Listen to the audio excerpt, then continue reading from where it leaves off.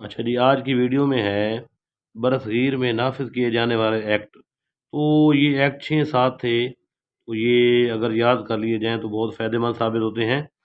تو پہلا ایکٹ جو تھا انڈین کونسل ایکٹ 1861، یعنی قانون مجالس ہند۔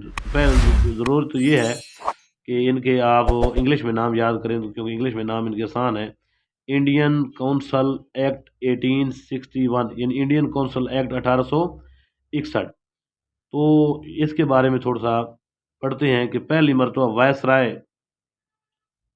اور جس کو گورنر جنرل کہتے ہیں، یعنی اس وائس رائے کا جو پہلے ہوتا تھا وہ گورنر جنرل آف انڈیا تھا، اور گورنر جنرل آف انڈیا جو ہے وہ 1833 سے لے کر 1857 تک رہے تھے، اور 1857 سے لے کر 1947 تک یہ عہدہ گورنر جنرل کے نام سے، یہ عہدہ جو ہے وائس رائے ہند کے نام سے چینج ہو گیا تھا۔ تو آخری وائس رائے ہند جو ہے لارڈ ماؤنٹ بیٹن ہے، اور پہلے وائس رائے ہند جو ہے وہ لارڈ کیننگ ہے۔ اچھا، پہلی مرتبہ وائس رائے ہند یعنی گورنر جنرل نے مقامی لوگوں کو قانون سازی کے عمل میں شامل کیا۔ اس میں کیا کیا گیا کہ مقامی لوگوں کو قانون سازی کے عمل میں شامل کیا گیا۔ پہلے یہ قانون سازی کا عمل جو ہے صرف یہ برٹش والے کرتے تھے، لیکن اس بار جو ہے مقامی ہندوستانیوں کو قانون سازی یعنی مقننہ جس کو کہتے ہیں لیجسلیشن کے پروسیس میں شامل کیا گیا۔ دوسری بات ہے اس ایکٹ کے بارے میں، اس ایکٹ میں وائس رائے کو اختیار تھا کہ وہ اپنی قانون ساز کونسل میں کم سے کم 6 اور زیادہ سے زیادہ 12 ممبران نامزد کر سکتا تھا۔ یہ ہے انڈین کونسل ایکٹ 1861۔ اس کے بعد انڈین کونسل ایکٹ 1892، یعنی 1992 کا انڈین کونسل ایکٹ۔ تو اس کے بارے میں ہم نے ایگزامینیشن پوائنٹ آف ویو سے دیکھنا ہے تو یہ صرف ایک لائن ہی ہے کہ مرکزی اور صوبائی کونسلوں میں میونسپل کمیٹیوں اور تاجروں کی انجمنوں کے چند ممبران نامزد کیے گئے، اور یہ ممبران قانون سازی میں حصہ جو ہے لینے لگے۔ اس کے بعد تیسرے نمبر پر ہے انڈین کونسل ایکٹ 1909، یعنی 1909 کا انڈین کونسل ایکٹ۔ اس قانون کو منٹو مورلے ریفارم بھی کہا جاتا ہے، اور یہ پوچھا جاتا ہے کہ منٹو مورلے ریفارم کو دوسرا نام کیا ہے؟ Indian council act 1909۔ اس کے تحت صوبائی اسمبلی میں توسیع کی گئی، صوبائی حکومت کو اپنا بجٹ تیار کرنے کا اختیار مل گیا۔ مرکزی مجلس قانون ساز کے نمبر سرکاری ممبران کی تعداد 16 سے بڑھا کر 60 کر دی گئی۔ وائس رائے کی انتظامی کونسل 5 ممبران پر مشتمل تھی، جس میں ایک ہندوستانی بھی شامل تھا۔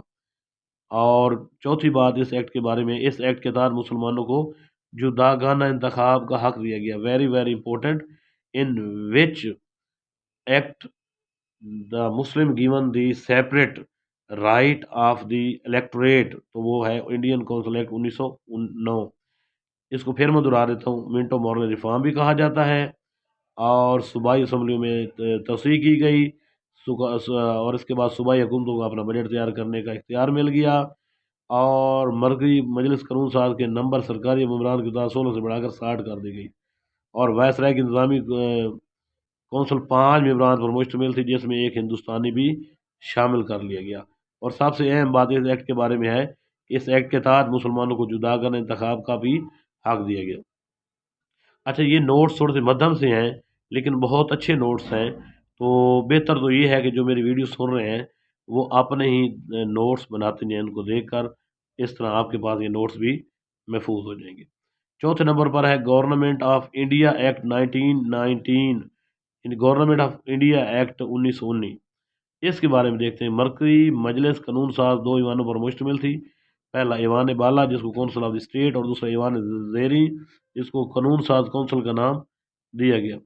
کونسل آف اسٹیٹ 60 ممبران پر مشتمل تھی، جبکہ قانون ساز کونسل 144 ممبران پر مشتمل تھی۔ گورنر جنرل کی انتظامی کونسل 6 ممبران پر مشتمل تھی، جن میں 3 ہندوستانی تھے۔ صوبائی نوعیت کے امور، ان صوبائی نوعیت کے جو کام تھے صوبوں کے حوالے کر دیے گئے۔ اس قانون میں سکھوں کو جداگانہ انتخاب کا حق دیا گیا۔ یہ ہے جی۔ اس ایکٹ کو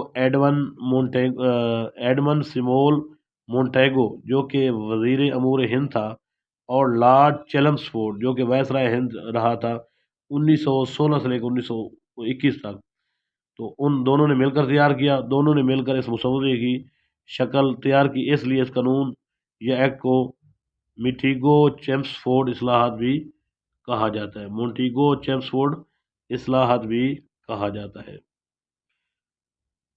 अच्छा, ये थे जी कुछ एक्ट, जो 4-5 एक्ट थे, मैंने समझा कि ये अहम थे। तो आज के लिए ये काफ़ी हैं। तो अगला जो पोर्शन है वो हम अगली वीडियो में डिस्कस करेंगे।